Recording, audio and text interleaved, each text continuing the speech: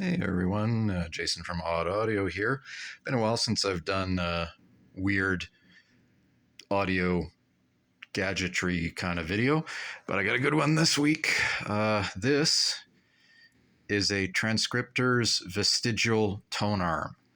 The reason why it's called vestigial is because this is basically the tonearm, this little black disc.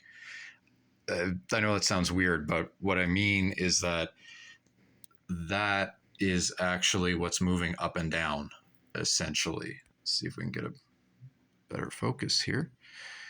And you can see while it's playing that it's actually pivoting.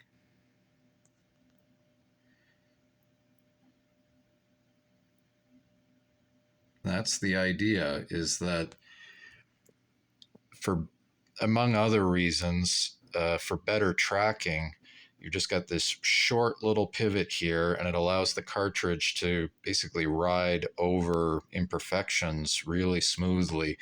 And the big claim to fame of this whole design was that its tracking ability, that with very light tracking force or minimum tracking force, it could even follow pretty bad warps in the record without too much distortion. And so it's bizarre. So that's one thing. The geometry setup on this is like a small nightmare. That's actually why it came here, because the customer had it running and made the mistake of turning one of those screws, and then everything went to shit instantly. And it's a very delicate balance to get everything aligned properly in terms of the height and the side to side force. There's like a balance point that you need to find. There's not really any anti-skate on it, and it doesn't need it, because you basically find a balance point where it will have a natural anti-skate and want to swing out, or you can adjust it the other way, the angle, and it'll just swing inward. So that's really important. And then, just the basic normal geometry, offset, overhang, all that stuff. It's very fiddly, but not impossible. The other tricky thing was that there's a pivot point there where this part moves up and down, and then there's another one back here, and this is actually the counterweight. And if you look really carefully, you can see that it's connected to the string, and it's actually moving as the record tracks. So like that string just connects to the counterweight over there around this drum. So the pivot points are there, and they're actually jeweled. So a jewel is like you have in a watch. It's just like a little synthetic ruby, and they're notoriously delicate. So this one's in good shape, and I didn't have to mess with any of that stuff, but apparently it's like super easy to break those jewels, and then the arm is basically trash.